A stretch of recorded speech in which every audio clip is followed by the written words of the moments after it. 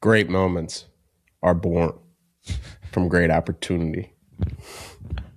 Now, today, obviously, as anybody's listening to this, the outcome of the USA Canada hockey game is going to be official. Dan and I are recording this before it at the crack of dawn, which we typically record pretty early, but trying to get this in before the game starts. So anybody who was able to enjoy that yesterday, we're not going to talk about that much today, even though we're both really excited for that. But Dan, how are you doing on this early Sunday morning?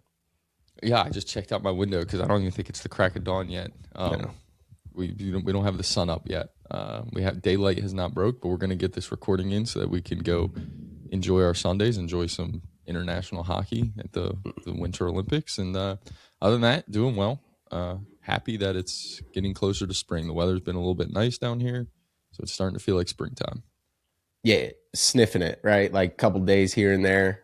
Today's a little bit cold and muggy. We're getting into truly baseball weather. I know our friends and our brethren in the Northeast do not feel like they're getting closer to baseball weather. They're actually probably just getting further away from baseball weather as every week that goes by and this rough winter that they've had. But down here, we're looking like in the next couple weeks, we're going to be having true go out, sit on a field, not be complaining about it being too cold and in the sunshine, which obviously college baseball has now entered weekend two. For anybody that's been a fan of ours for a long time, obviously Dan and I aren't doing the weekend by weekend preview recap kind of rat race that we were doing in the past couple years. There's reasons for that. We think there's a lot of really good people out there that do similar work, that do it at a really good job. But we did want to hit on a topic that's been something that we've discussed several times in the podcast, is people and programs. And what we mean by people and programs, right? The most entertaining thing for me when college baseball starts is we spend this time in the preseason talking about this team grabbed this guy, this team grabbed this guy, this team overhauled their roster, this team brought in a great freshman class, all of these things that go into the preseason analysis. And I used to just close my eyes and say people and programs. And what did I mean by people and programs? It meant that the people running the program specifically typically is what you want to put your faith into. Arkansas is going to have good pitchers. Even if they don't believe it on January 15th, they're going to have good pitchers. I would bet my life on that. LSU is going to have a really talented and really well coached roster. They're going to have the combination of the two, right? The teams in UNC is going to play good defense. They're going to throw strikes on the mound. They're going to be really competitive on the base pass, and they're never going to strike out a ton. People and programs. You can spend all preseason talking about what team has from a roster standpoint, but if you put your faith in people and programs, you're probably going to be more accurate come Omaha in the end of the season on what teams actually had a good season. Yeah, I think it might even matter more because there's so much more roster turnover now, and the opportunity to grab really good players has kind of opened up to even more teams, just because of the portal and roster restrictions and all the things we've talked about on here for the weeks leading up to today. I think that the people and program thing is how you build consistency. And when you can have continuity too on the coaching staff, I think it's even more important when you have a bunch of coaches who have worked together for years on years on years. It continues to help you kind of build the program. And I think what starts to happen as well is you start to attract the right type of people, right? Because the players on the field will always matter. That's not what we're saying, right? But what we are saying is you can analyze and figure out what that team's going to look like if you know the coaching staff and if you know the head coach and if you know what type of program they've put together and how those people operate. And then I think, the players come in is you start to attract the people who succeed under those types of guys, right? Because everybody's different and all these coaches. I mean, if you think of Tony Vitello at Tennessee, they were obviously one of the easiest examples to pull because their players played a certain way, they acted a certain way, and that was a reflection of their head coach. And if you brought someone like me into that program, not that I was ever talented enough to play there, but just from a personal standpoint, I probably wouldn't have succeeded there. I'm not an outward person. I don't like to show a ton of emotion. I wouldn't have probably fit in that great. But if you understand that that's who you are, and those are the type of people that succeed in your program. You go and get players that do show emotion. They play with their heart on their sleeve. They like to have that pent up energy. Those guys are going to be extremely successful there. So I think it is all about the people in the programs and what you can build, and why every coach we talk to talks about building something that's sustainable, especially nowadays, because it's easier than ever in college baseball to catch lightning in a bottle for 1 year. You can do it. There's a way to do it. If you work hard enough, if you get the right guys in the portal, if you hit on some guys in your high school recruiting class, you can catch lightning in a bottle, go on a run, whether that means you're a conference tournament champion, whether that means you're an at-large in a regional, whatever lightning in a bottle is for you, it's possible to catch it more now than ever. But you want to build sustainability. You want to build a program that has an identity, that has a culture, that has a heartbeat, that is similar every year. And then, it's going to change because of the players on your roster every year, but the core kind of covenants and the principles of the program stay the same. Yeah, and again, at the end of the day, what we're saying about people in programs is culture, right? And program culture and what it means to be a part of that, you know, again, I'm going to use the word again, culture, right? That program and what those players buy into and what the message of the coaching staff is on both the people and how we treat our teammates and how we act on the field to the player development side, right? And you talk about catching lightning in a bottle, and I think even breaking that down further is like I think at the mid-major level, you see a lot more of like teams that'll quote unquote surprise you, right? Like a lower level, even a mid-major program that gets the right 35 guys on the roster, talent, they buy into the message, and it's a 1 year thing where it's like we got everybody that was good, and then everybody's either drafted or into the portal, right? Because there's so much more roster turn, at least at the top of your roster at that level. Very rarely are you getting guys that are just like fully committed to be there for 3 years, even though they're all conference guys every year, right? Or all American level players, right? So I think at that level, it's lightning about. But even in like the Power Four, which is where a lot of the coverage is for the sport, let's just call it what it is. It's like I can even label, like, if you just like wanted me to do a blind test of like, what is this program going to be defined by? It's like Florida baseball, super talented, horribly coached. I could tell you that. I don't need to watch a game to tell you that. Tennessee baseball, a lot of slug, a lot of velo, don't really care about strikeouts. They're going to compete their balls off every weekend. Like, and somebody who watches every game of college baseball would probably be like, yeah, it's pretty accurate. Like Arkansas, a little bit of slug, a little bit too much swing and miss. Pitching staff is unbelievable with unbelievable stuff and deep. We could do this for pretty much every team in the country. And I think that's where it gets even deeper in baseball because the sample size is so much bigger, right? Football, I don't think you can do this because you're playing weekly, right? And it's like you have one bad game, you have one rough patch, your season's over, right? If you're trying to turn your A long roster over as injury. quick. Yeah. So like the message of the coaching staff doesn't always translate year over year, right? Good coaches can have bad years in a much like simpler way. Baseball, it's like I could draw up what all these teams are going to be in January, and I would probably hit on 75% of the Power Four, at least at the top of the sport. You want me to do it with the top 25?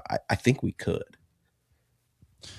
Yeah, and I think that's what that's what makes it so hard to win in college baseball as well, because you're always searching to get better and you're always looking to improve things. And when you have to go up against some of these programs that are so established, let's talk about LSU for a couple minutes, right? Like, the talent on that roster is going to be at the top of the sport year in and year out. They attract it, the logo attracts it. You listen to Bryce Harper in an interview and they ask him, if you were to have gone to college, where would you have gone? And like one of the schools he's going to mention is LSU because, the logo, the program, what they've built for years, it's there. And people, top end players, that's a destination for them from where, no matter where they are in the country, right? Like LSU is that. And then you know, Jay Johnson comes in with his pedigree of, what he can do on the offensive side of things. And it kind of changes things to the point where now we're having these top talent rosters. He knows how to manage them. He knows how to build the offense. And even in 24, the year after they won the national title in 23, like that roster, they had so much turnover. They had so many guys leave for the draft. They had so many new faces, and it was like that was an LSU team that didn't quite have the pitching that they had the year before or last year when they won again, but like they were going to compete and they were going to go on a run. And there they were, like knocking on the door of Omaha with a team that like wasn't that good, because that's just what Jay Johnson has built there, and that's what Jay Johnson can do. And yeah, people sit there and you'll some people who are a little more cynical and a little more negative will be like, "Wow, anyone could coach it when you have that talent." And it's like that's not necessarily the case, because your temperament, what you do on a daily basis, the culture that you build rubs off on these guys. They're 18 to 22 years old. They're impressionable. And when you're at a place like LSU, you have to manage everyone's coming in and having been a superstar. Everyone expects to be the next superstar. Everyone expects to be a top draft pick. You have to help them achieve those goals while still being able to play as a 34-man team, right? And not everyone's going to, have the star role. Not everyone's going to be Paul Skeens. Not everyone's going to be Kate Anderson. You have to be able to have guys fill roles and show them that it's within their benefit to win a national championship at LSU in this role. And that's what a lot of these coaches can do. And a lot of them, when you find what you do well, if you understand what you do well and you don't try to be someone that you're not, because that's another big thing for me is like you have to understand who you are, what type of player can succeed under you, what you do well, and lean into that. Don't try and be someone you're not, and that's advice that like I think every young coach receives at some point. I remember getting it, you hear it all the time, and it's so simple, but it's so true. Because if you admire someone and you try and be just like them and that is not who you are, you're never going to be able to do it. You have to be you, and you have to figure out what works best for you, and how you can coach to make guys, become the best that they are and make the team come together. And anything can kind of happen then. And if you can stick with those principles and what you believe in, that's when you can get really good and can have year over year success like in LSU. The programs, and this is all sports, the programs that understand that their identity and stick to it are typically the ones that, like, let's just say, are consistent, right? Like, if you can create that image of like, this is what we are, we know who we are, like, again, we're going to be an option offense in football, and you just do that to the best of your ability, more times than not, those teams, they might not win a national championship, but they're pretty good, right? We're going to run the rock. We're not going to make mistakes, or we're going to be bombs away offense, and we're going to be an air raid, and we're going to throw the ball 60 times. And if that means we turn the ball over a couple too many times, or our defense is winded, all of those are things that, more times than not, just sticking to your identity and not changing it leads to success. And you see the same thing in baseball, right? Like, and that's from player temperament. That's from a philosophy, right? Not trying to chase, let's just say in the SEC alone, right? Like the power increase post 2020 of just like what that Tennessee team did in 2021, 2022, whichever year it was exactly that they did that, and they were the Bombers, and just like it just became an all power craze. If you're Kentucky, maybe that's not in the cards for you. Their park doesn't play for it. Nick Mingione isn't great at coaching it. And that's not to say he's not a great coach, because I think he's a fantastic coach, because they have an identity. Kentucky's program identity is different than Tennessee's program identity. And that's why Kentucky, no matter what their roster looks like, is always talented, always competitive, always pushing somebody late in May and June and making games and pushing for Omaha with teams that might not be littered with first round picks. And then you go to a program like South Carolina. I guess we should throw some negatives out there. They're chasing ghosts, right? Like they're trying to be something in the SEC. Like they overturned their roster and already through 2 weeks of the season, like it's hot and heavy, right? Lose to Army on Friday night. Injuries galore, all the things going wrong. And it's like, what is their identity? Well, when you have an outdated coach who probably expired 7 years ago, that probably limits your ability to have an identity, because he doesn't know what the modern game needs. But that's besides the point. Is they're chasing and they're trying too hard to be whoever. And I don't know exactly who it is. I'm not going to name names of programs, but an LSU, an Arkansas, a Tennessee, whoever, right? They're chasing that and they have no bought in identity for that program. And there's not a consistent message coming from the top. And you can see, like, again, no matter how talented that team is, no matter how many good transfers they brought in, no matter how optimistic they are about their staff or their player personnel, it doesn't matter. In this sport, it needs to come from the top down of a consistent message that guys are able to buy into, believe in, and then roll out and go and compete and be empowered to compete. Yeah, and I think that's, when you try and be someone else, that's when you run into trouble. And I mean that from like a program standpoint, because you have to also understand what the university needs, what type of kids fit in that atmosphere, where your strengths are, what type of guys you can recruit, um, what, you know, what guys can are available to you in state obviously matters a ton. Do you have talent in state? And that's why, like, you know, look at Miami. We went down to Miami last summer, talked to JD Ardiega, and they're building a wall. They understand. They're building a wall around Miami. They're like, we can throw a rock from this field and we can hit guys who can wear this uniform and produce at a high level. And it's like, awesome. They understand what they need to be. They want Miami guys in there. They want guys who, they have a head coach who understands the program at the heights of it, who's been there for the heights of it, who loves it. And that's the type of guys they're going to attract. They're going to attract guys who grew up wanting to go to Miami. They're going to attract guys who feel pride staying in the state of Florida and wanting to be there. And that's going to be the core of that roster. And it's paying off, right? Look at the talent on that roster now in the matter of, 2 to 3 years from where Miami was a couple years ago to what the talent on that roster is as we sit here today. And you're like, they have a plan, they have a vision, they're building that culture. The staff around him, like, perfect for what they're trying to do. I think. I don't know if you feel any different when we were down there, but like, it's like, those are the types of success stories that you can see, and it's pretty easy to tell when you get around some of these programs like we're able to do, and you start talking to them, and it's like, oh, they like, okay, I can feel the culture, I can understand the identity, I can understand what type of guy they want to bring in here, and it almost radiates through the hallways of their facilities. Like, once you get in there, you can feel whatever the culture is.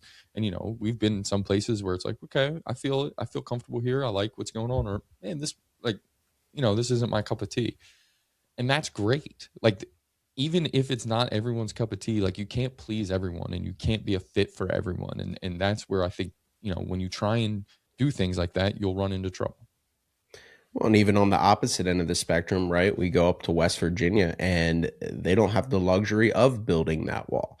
And when you sat down with Coach Sabins, and they are unbelievably impressive at this, it's, we are going to get guys better faster than anybody in the country. And they truly believe this. And that is why they invest so much in player development. And that is why they go and chase market inefficiencies of how they can get a Jack Cartsonis better coming up from the MAC and coming in and pitching like a legitimate Power Four Friday night guy and being really good because they got him better. It's why they can go into the Division 2 ranks and the Division 3 ranks and grab those guys and just believe in getting them better. And that's not to say that any other program that we've been to doesn't also prioritize getting them better. But you also have to understand, like you said, the talent pool you're able to pull from. A lot of that's local to campus, just even if you don't put all your efforts into your home state, like your proximity to campus is just going to gravitate some kids to your program.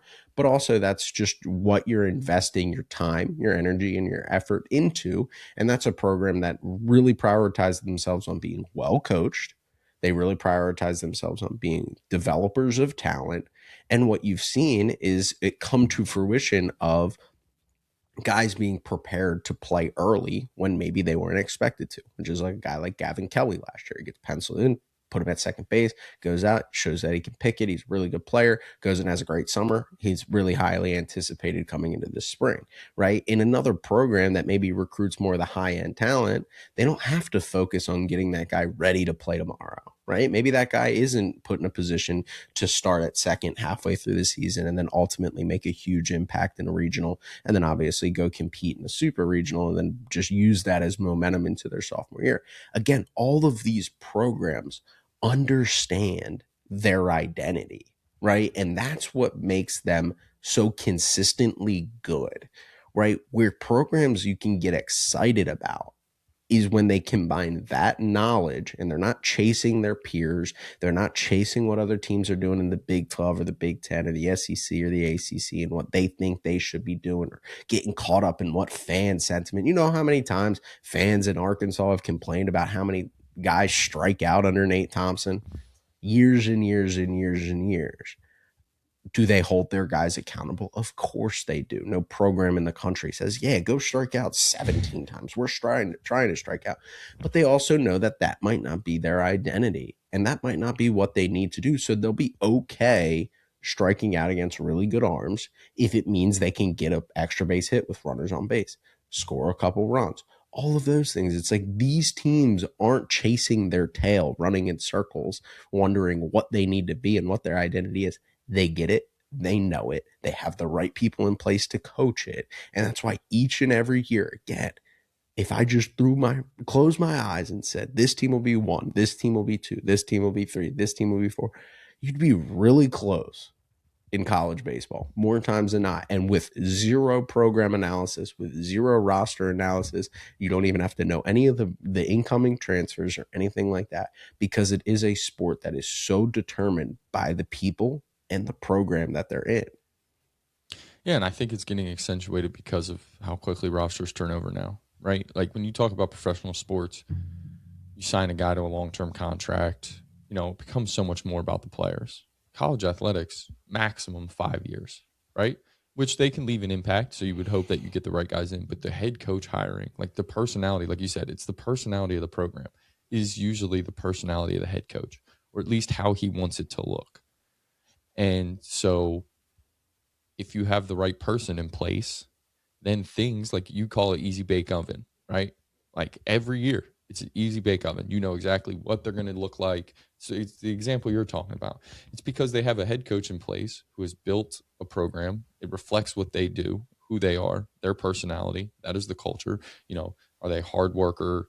Are they developers? Are they great recruiters? Are they, play with flair, play with your heart on your sleeve? Are they silent killer types? What are they? Who are they? Right? Like, you listen to Matt Hobbs talk on our show, and you listen to him talk about, owning the middle of the plate. It's like that right there is an identity thing. That little bit right there is like teaching your guys to be fearless in the middle of the plate, because we're going to pitch in the middle of the plate because our stuff's good enough. That's the personality of the pitching coach coming through, and guys who succeed there are the guys who are like, my stuff's so good, I can throw this wherever I want, and I'm gonna get you out. Let's go two guys, right? Gage Wood this year. He walked too many guys last year. Guess what? He has 3 walks through 2 starts. That's a guy who's just throwing Gabe right down the Gackle, middle. you love confusing them. Yeah, too many G's. It's too early. And Hagen Smith, right? Both guys, they were just like, we're going to throw this really elite stuff middle cut. But continue your point, because I just wanted to use real life examples because you're 100% accurate.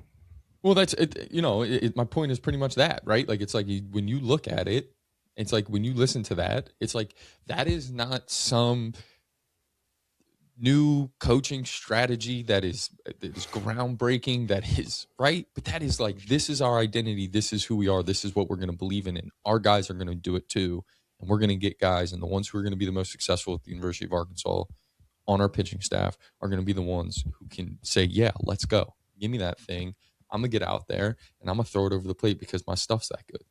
Those are the, like, right, like that isn't that why that clip is so awesome to me and gets me so excited is, and when I was standing there, it was like, this is awesome.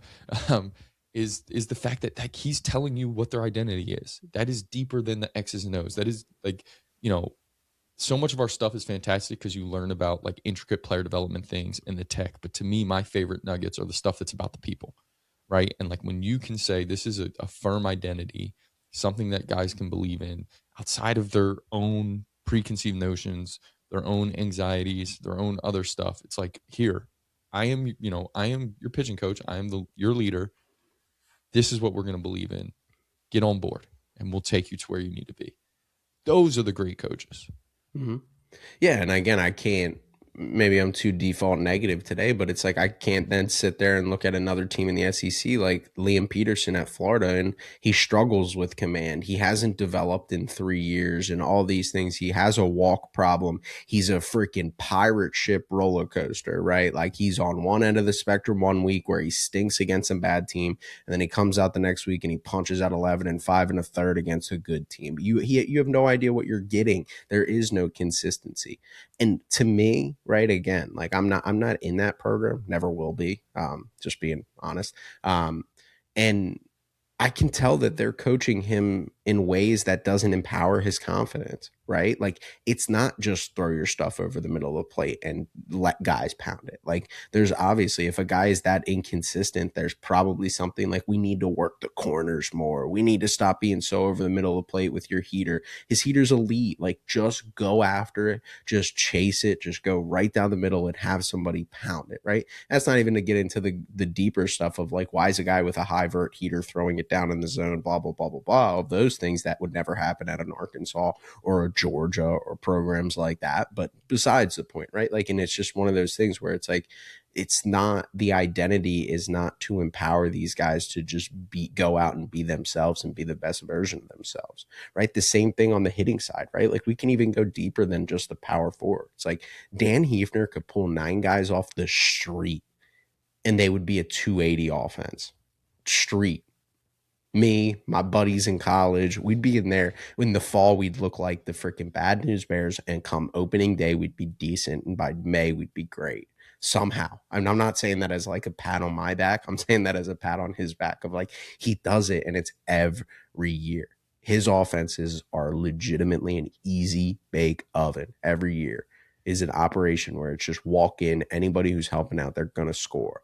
Robert Woodard would put you in a position to succeed on the mound, right? Like they get guys where it's like Dan's going to turn into a cutter guy that's barreling down on people's hands with 68 miles per hour, and he's going to get outs and he's going to throw strikes, right? Like it's not just the power four programs, which is why I think for me, it is frustrating to see high level programs that don't do these things. And I'm not saying we have like, I'm not saying I have a crystal ball and I know all, right? Like look around. What am I doing on my Sunday morning? I'm sitting and talking into the void. I'm not coaching a power four program. So don't get it wrong. Don't get it confused that I'm sitting here poo-pooing a program across the country that doesn't. But it's so obvious when you see the talent and how they play and how they're inconsistent and just whether they're being coached to be the best of their ability or whether they're being coached under a system or under a guise of what that coach thinks they should be, or just confusing or overwhelming them. Yeah, I think you make a really important point there when you talk about empowering them with confidence. And like we talk on here, I mean, we had Michael Huber on last week, like the confidence thing. It's just like you have to empower these guys with confidence. You have to, basically leave no doubt with them that, whatever the result may be that day, it doesn't matter, that the path they're on is the right one, that your talent and your abilities are good enough to get us. And you mentioned two programs who I think like are great examples of that. In Dane Hefner, Dallas Baptist. Like, how do you not feel confident going to that field every day? You're walking in the field, you see a sizzle reel of you hitting a bomb. You're feeling pretty good. How they start their game day and practice days in the classroom with some of the stuff they do. Like when you listen to him talk about leadership, like of course they feel confident. Of course they believe they can beat anyone. Of course Dallas Baptist has become a premier program and a powered program in college baseball when it's a school of 7,000 kids. Like of course it has. You listen to him and it's like those guys are the most confident individuals on the baseball field every day. You spend within how many minutes of being inside of Georgia's facility was it like, oh, this is the special sauce that Wes Johnson has. This place is so fun. Like this, they love walking into that facility every day. And he's the heartbeat of it, right? You watch him, and like no matter, people see the intense side of him, people see whatever. I know he was a little upset yesterday in his post game. I don't know why. I wish I knew who upset him. I'm sorry. But like we were in there within 10 minutes, and like I had questions about, I wanted to ask him some questions off the record about his career and everything. And I'm like, oh, I get it. Like you just showed it to me within 5 minutes. You showed me who you were. You showed me what your program was about within 5 minutes of being there. I know what Georgia's culture is. It's fun. And like you see some of the stuff they're doing, like they're having fun. Like it makes so much sense. And then you're like, oh, when you watch them play, you're like, oh, I get it. Like we are. We're gonna party in the trees, whatever they call it. Feed the Feed the tree. trees. They're gonna feed the trees. They're gonna throw fastballs. They're gonna punch guys out. What did Cam say to us that day that got us so fired up? It was like Uh, he had a it great was like line that day. it was like we want to lead the nation in homers and strikeouts, and to do that, we have to throw gas and hit bombs, and it Yeah, starts in the it was weight like room. so it was like something awesome, and it was Yeah, just like and it was just like yes, this is like this the vibe of this program. Like it's just like the second you walk in there, it's like I got it figured out. This place would be really fun to be at. Um, and like that's what it is. These guys are empowering their players with confidence, and when you do that on a daily basis, like that's what you establish. So I'm talking, and I'm not over exaggerating. At least how I felt within 10 minutes of being in Athens around Coach Johnson, around that program. That's how I felt. So imagine if you're a player that you feel that right away yeah, on day one. Now, when they ask you to do stuff hard and they coach you hard and they challenge you to push you to make you better, you trust them. You trust them. You trust everything they say. You follow them, right? It's the burn the boat saying, right? It's all those the cliches that we have in sports about those types of things. Where it's like, you have now empowered me with confidence. I know I fit in here. I know I belong here. I'm having fun here. I'm walking up to the field like that's my favorite example. The Dallas Baptist one where I'm walking up to the field and you're playing highlights of the game before on the board as we're getting ready for BP. Like now, when you push me, when you ask me to do something to step outside my comfort zone a little bit to get better on the development side, you have my full faith and trust. We're going to be able to do it. I'm going to be able to do it. I'm going to be able to accomplish these things. And that's when things start to really roll. yeah. And how important is consistency in that, right? Like that's something that I think coaches get wrong. Is like they can put on a facade for an ABCA presentation, or they can put on a facade for us, right? Like, quite frankly, a lot of these coaches probably do put on a facade for us. They understand that we're putting out their content and we're kind of the beholders of the image of what they're putting out within the content they make with us. It has to be 365 days, right? Like it has to be. That's the hard part about being a leader is it can't be I'm happy go lucky one day and then I'm Mr. Discipline, no laughs, no smiles, no fun the next day and no music at practice and then the day after that I'm somewhere in between and I'm kind of zen and I'm not talking and then the next day I'm a chatterbug. You can't do that, right? Like you cannot be guys, even though we sit here and we say they're 18 to 22 years old and they're impressionable and they're young and they know no better, right? Like all of those things that we talk about with college kids is fair, but they're not stupid, right? They're not stupid. And I think that's how we know with programs is a lot of times it's when players are around or when you break down those barriers and you get like the true personality coming out. That's where you kind of can figure it out. But when players are around, you see it with the players and how they interact. Like if a coach, like we would know it first in a second if like a coach was like, "Hey, what's up, man? Good to see you." And the kid's like, what are you doing right now? Like you ain't usually doing this, acting like this.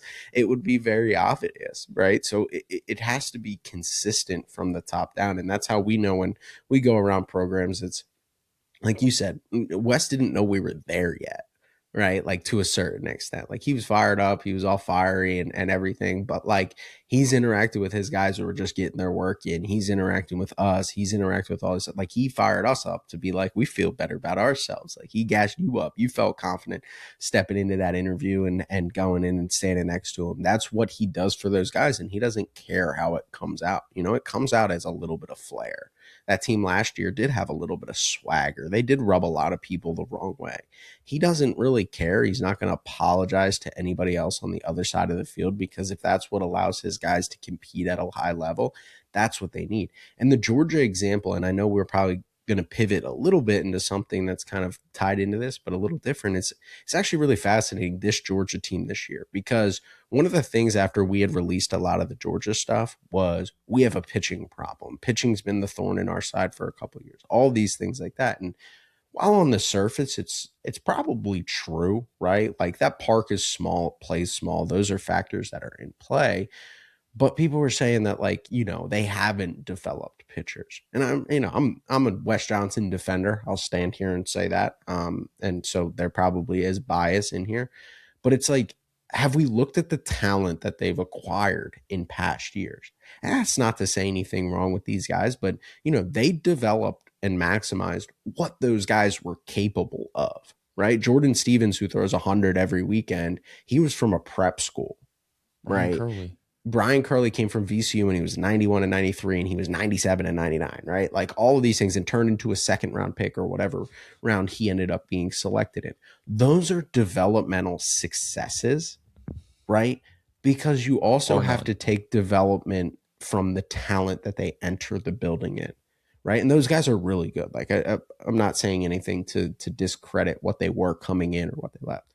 Why this team is so exciting and why we're really going to see the true identity and Georgia's true ceiling is they brought a ton of guys back on the offensive side. And what they do on the offensive side, Brock Bennett and co, unbelievable. I mean, even they're slugging like no other, and it's unbelievably impressive. And again, talk about an easy bake oven, Georgia's offense, right? Doesn't matter who's in the lineup. You're adding guys like Joey Volchko, freshman Cole Johnson, Kenny Ishikawa. You're adding guys like Matt Scott. Like the list goes on where like, oh, like legitimate first round talent. Now let's see what these guys look like.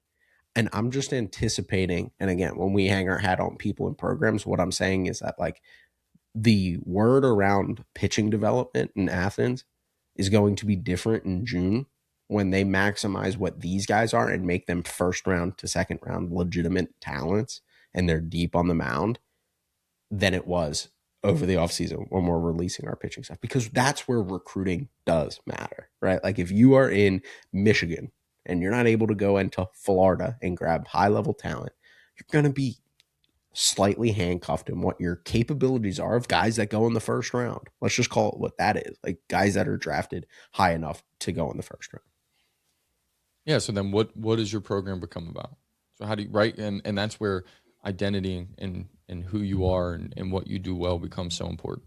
Because if you are in Michigan and you're trying to go into Florida, you're gonna lose those recruiting battles. Right? Okay, so then what's and we mentioned it with West Virginia. So what is West Virginia doesn't feel like they can grab, a roster full of guys all from West Virginia and compete at the level they want to compete at. So how do you go about doing it? Are you developing really well? Are you really good in the transfer portal? Like what fits you? What fits the identity of your program? Then that's what you have to figure out because everyone's situation is different and why it's so important that every program has to be unique to the individuals that are in place there and running it and to the school and to the location. Like all of those things play such a big factor in it, right? It's not professional baseball where it's like go out and sign the free agents you need, draft well, whatever it may be, right? Because it doesn't matter when you're in the big leagues. If you're in Detroit, if you're in San Francisco, if you're in Miami, doesn't matter. College baseball does. And so then you have to figure out, okay, if we are, because it's also important, like what you're knowing what your university is good at, what your program is good at, what the location is, all the good things. It's also important to know where your downsides are so that you can cover for it. And that's a great example. You can't sit in Michigan and go into Georgia and Florida and Texas most of the time and pull the top players. They're not Pull going the to go players to away two from the schools, top programs in that state. You pull right? like You're the not guys going from like to. Florida Gulf Coast, maybe if you have something to Maybe, offer, right? maybe. It Well, yeah, depends I on the wouldn't. kid, right? But Like how many kids, like some of those kids in Florida are like, I'm not leaving this, like, yeah, right? Like I'm not, and you can't blame them, right? Because it's not all about the logo for every kid. So figuring out then, okay, these are our shortcomings. This is how we can, make them not, capsize our season, capsize our program. Incredibly crucial, and that's why I love talking to these head coaches because it's so fascinating. You're running a corporation, a small corporation, but you're running a corporation. And there's so many things that you have to handle. And at the beginning of the point, your last point you made, which I love, is like the consistency with the guys. And like, because, if you're not consistent every day, they become tepid. They become unsure of how you're going to be. And when you put that little, you know, doubt in their mind about how can I act today? Is he going to be in a good mood? Can I talk to him? Is he going to be down our throats? What, guess what they're going to do on the field? 2-2 count. They're going to be unsure of themselves, yeah. right? They're on the bases. They're going to be unsure of themselves. Mm-hmm. So being consistent And knowing, that's the biggest thing for them. If they know exactly what to expect every day when they show up, and that's what, again, lumping it all then back together to the head coach, knowing what's important today, it's one of my favorite questions. Like, how do you decide what's the most important thing that day? So important. It's crucial because, it matters for those kids. Yeah, you can't. And the consistency part of it is just like, I mean, we've all seen it, right? Like, we've all been around coaches that are not great in how they treat players, right? But one of the things that I've always found it fascinating is like, how do those guys win? Right? Like, how do they continue to fill a rush? I would never play for that guy. I would never put myself through that. But how do they win? And what I've come to realize is like, well, they might be mean, but they're mean every day. And those And guys know some when they guys committed to the need program. that. Some Yeah, kids need that. 100%. Some They kids respond thrive to in it. that. Yes, 100%. Some kids need it and they don't thrive with the Mr. Nice Guy. But the reality is a lot of those guys, it's like when I was being recruited, one of the age old stories that I always laughed at is like, he was a douchebag on my recruiting visit. He was a douchebag every day at practice. He was a douchebag during every game. And I signed up for it for 4 years. And it was like, I can't really blame anybody else but myself, right? Like, that's the way it is. The programs that struggle the most is just the inconsistency. I mean, I'll use this example just because I was neck deep as a fan in it, is what happened to Penn State this year, right? And so much of the word that came out was this pressure had started to mount, and this Talking about pressure was football for coming anyone who from the doesn't know. top. What was that? You're talking about football for anyone who Football. doesn't Yes. know. Sorry. Yes. Our friend Mike Gambino. I was not speaking about Coach Mike Gambino. Football, right? Pressure had started to mount. National championship expectations, preseason number one. First time nobody not named Ohio State or Michigan was preseason Big Ten coaches poll in the first, and all this stuff. And for being at a program for 12 years, done a really good job of being consistent and having a consistent message and being that guy that's going to, not put too much pressure and create a fun environment. It became a work like environment every day. The pressure had mounted on everybody. Then that trickles down from him into the coordinators, into your leadership. Then your quarterback's gripping the ball too tight. Then you're not moving the ball offensively. And it just trickles down into even your freaking backup kickers. Like, man, I hope that starter don't get hurt, man. I can't get out there. Right. And you just have every goodwill you've built for 12 years and every success you have just goes right out the window because you switched up, because the pressure gets to people. Like, I'm not going to sit here and like fault anybody, especially when you have job pressure at that extent and millions of people that are fans breathing down your neck each and every weekend, expecting you to have the best season since the 80s, right? Like, all of those things, I completely understand. It's not as prevalent in baseball. DVH will always be able to comfortably go get a coffee in Fayetteville, Arkansas, whether they go 1-49 this year or whether they go 49-1, right? Like, Never go one all and of this. 49. Yeah. Yeah. Like, So like that's going to be a thing that, like, but in college football, it's a lot more serious. It's a lot more vitriol. It's a lot more hatred. There's a lot more intensity in that. But that doesn't mean that these guys don't feel the same pressures, right? They feel job pressure. They want to win. There's the desires that they have. And if you switched up, even if it was just like external expectations infiltrate the rat poison that Nick Saban always talks about. And again, that's what makes Nick Saban so great, is his ability to do it. Yeah, you want to talk about Belichick and that success at the highest level of the sport. Fine. I don't think it's as easy because you're not replacing a full roster for every 4 years, right? No guy stays beyond 4 years in college sports. You're recruiting, right? So you're selling your vision of your program, which could help you, but it can also hurt you in terms of like you still have to sell yourself and still sell what you're doing. And then you're also just making sure you're bringing in the right guys and not having the wrong ones. So what Nick Saban was able to do to get those guys to not get too big headed each and every year and to just have this like consistent, no matter who our guys were, the adaptability as well with the times and the ability to adjust and things like that. It's like that's where the people in programs things started. It's like, wow, that guy's doing it really at a high level every year. And then you look at baseball and it's just so much. I mean, baseball's so much simpler in terms of like what the sport is. Like we said, sample size, everything that goes into it. But like again, these teams they take on the identities of their coaching staff, and it just always again, I laugh because in May we're gonna be talking about the same teams in the same spot each and every year, because it's just like, what? Like the only one that's going to change now is Georgia, because they actually have talent on the mound, like elite talent on the mound, and they're going to build those guys to be really successful. Yeah, I think that all of these things is what makes it so hard. I know we're sitting here saying we have the answers, but like it is We're when we sitting talk here. about Remember consistent, that. right? Well, and like talking about consistency, like Oh yeah. y- everyone has a bad day. You're not in a good mood, or you're tired, or you have a million things on your plate, which is the other thing. Like you have 900 things going on that you have to keep track of, and like we're telling you have to be consistent every day, and you have to understand how your actions are affecting your guys. That's really tough to do. You have to manage a staff. You have to manage the expectations from it. You have to recruit. Like you're doing all of these things all at once. You have 900 things going on. And that's why I say it's like running a corporation. It's fascinating to be able to sort through it and figure out what's important now, and how to have that consistency and not be overreactionary sometimes. Like that's the other thing. It's like so many of these guys are so patient, and like you can't be overreactionary. The best ones understand, you know, what it takes to get to the finish line, how different their team's going to look February 22nd than it is going to look in May when they needed to be at their best, and to not be overreactionary, and to not lose their guys, and to instill the patience in their guys. Like to do all these things, it's incredibly hard. And that's why it takes, special individuals to do it at such a high level and do it year over year and be really good at it.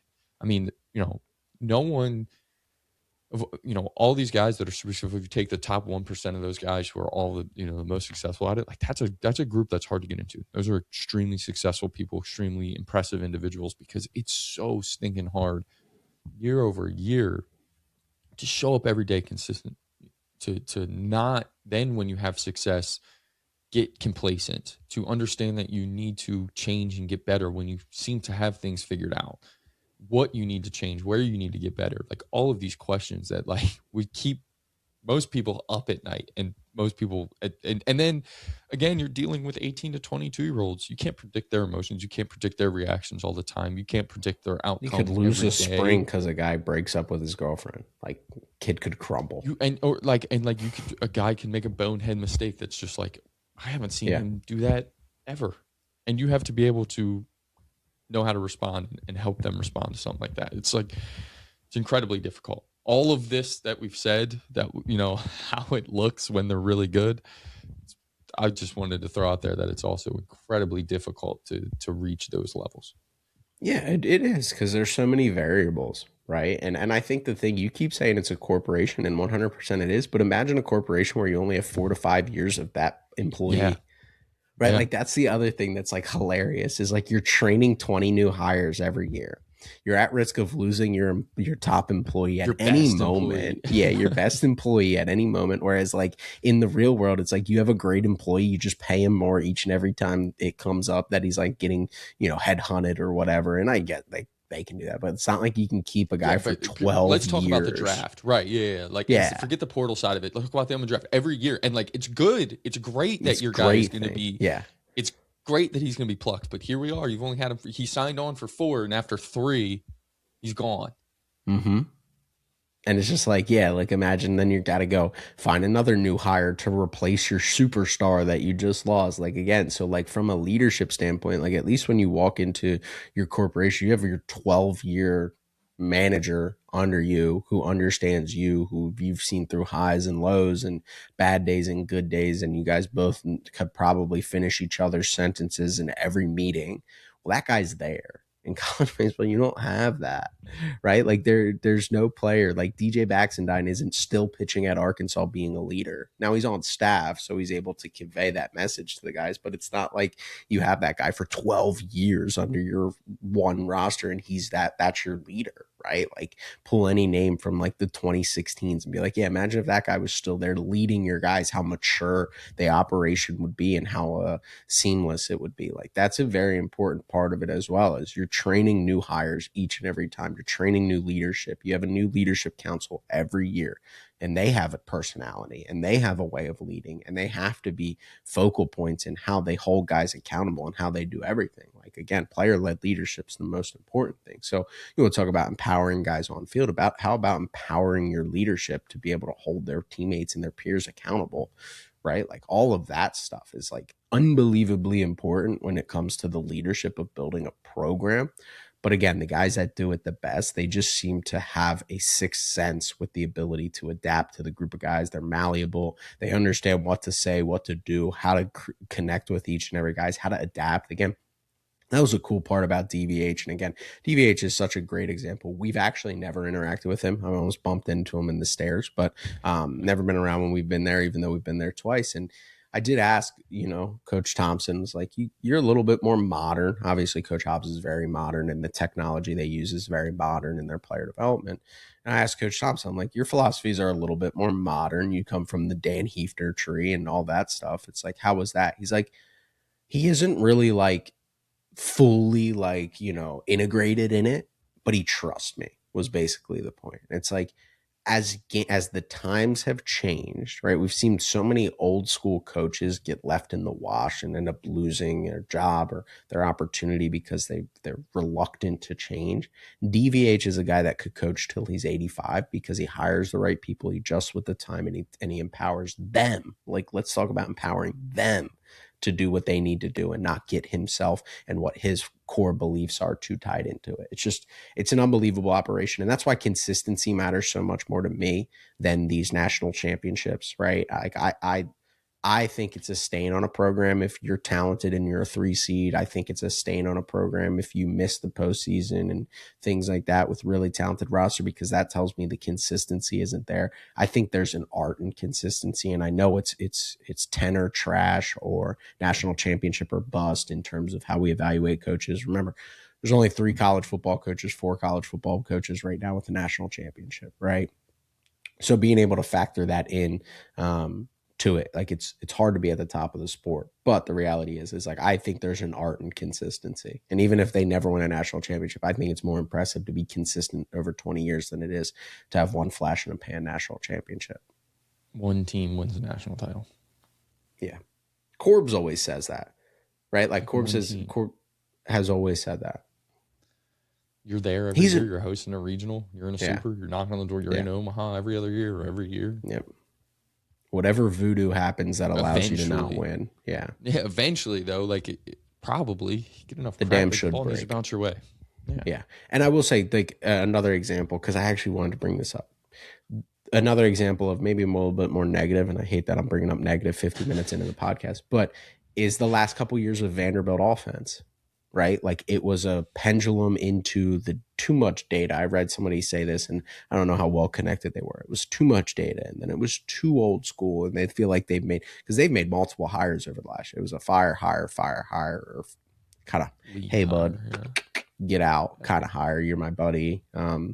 And it feels like this offense has taken a huge step forward this year. Now it's early. We're all every SEC program's a school town bully right now because they're playing, cupcakes in terms of what they're going to see pitching wise in the SEC. But the reality is that like it seems like there's been a balance finally brought in of like a mix of new school versus old school blend and things like that. But it was like they were on the pendulum of trying to chase everybody else. Tennessee, our crosstown rival, they're coming in, they're banging away, they're hitting homers. It's like, that's not you, Corbs. It's never been you, right? Like, but they tried to chase a little bit too much power, and then the pendulum swung back. And I think they found a really good middle ground right now of having a little bit of both. But we've been very adamant about complaining about their offense over the last few years. But guess what they've been doing? They've been chasing their tail, trying to catch up to the team down the road. Even the best leaders in the sport can get caught in that web. It's so hard. Yeah, it's so hard. It is. It is. Well, we'll wrap up there. I think it was a really fun conversation. Obviously, Dan and I are passionate about people and programs and cultures and building rosters and things like that. So if you're still listening to this, make sure you smash that subscribe button. Follow on all social channels. We're continuing to roll out really good content as long as we have it and for the foreseeable future. So make sure you subscribe so you don't miss any of that. And that'll do for this episode of the Baseball Development Hub